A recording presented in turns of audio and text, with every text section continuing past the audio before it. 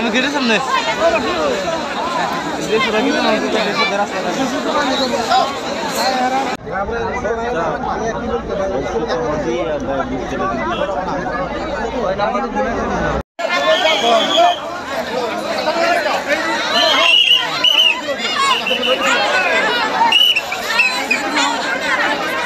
High school শিক্ষান্ত পৰীক্ষাৰ ছাত্ৰ ছাত্ৰীখিনিক শুভেচ্ছা দিয়াৰ কাৰণে আমাৰ ছয়গাঁও সমষ্টিৰ এটা বৃহৎ কেন্দ্ৰ মাজৰটোক হাই ছেকেণ্ডেৰী স্কুল আৰু এই কেন্দ্ৰটোৱে এটা বৃহৎ অংশ সামৰি লয় আৰু ইয়াত প্ৰায় অলপ কম প্ৰায় 1000 ষ্টুডেণ্ট ইয়াতে পৰীক্ষা দি আছে।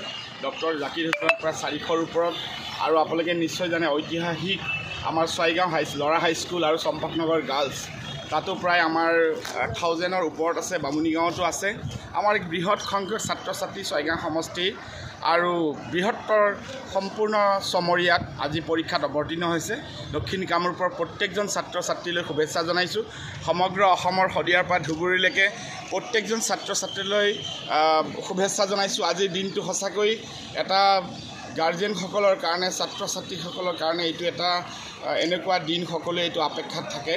আজি সকলোৱে যাতে ভালকৈ পৰীক্ষা দিব পাৰে আৰু ভাল ৰিজাল্ট কৰিব পাৰে, অসমখনক আগুৱাই লৈ যাব পাৰে, তাৰ কাৰণে প্ৰত্যেকজন ছাত্ৰ ছাত্ৰীক মোৰ হৃদয়ৰ পৰা অভিনন্দন জনাইছোঁ। আৰু এই যিটো চেণ্টাৰত আমি থিয় হৈ আছোঁ মাজতো হাই ছেকেণ্ডেৰী স্কুল আৰু এইখন আমাৰ ITI বিল্ডিং আছিলে, ইয়াত এতিয়া মডেল স্কুল চলি আছে।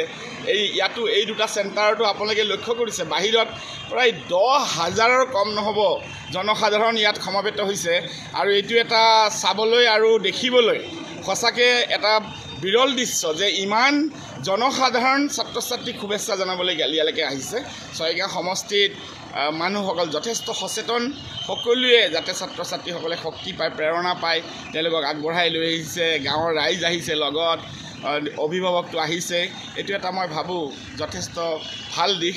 সকলোকে আপোনালোকক ইলেক্ট্ৰনিক মিডিয়া, প্ৰিণ্ট মিডিয়া ইমান ৰাতিপুৱাই আহি ইয়াত সম্প্ৰচাৰ কৰাৰ কাৰণে মই আপোনালোকৰো পৰিয়ালসমূহ মোৰ অভিনন্দন জনাইছোঁ। ধন্যবাদ।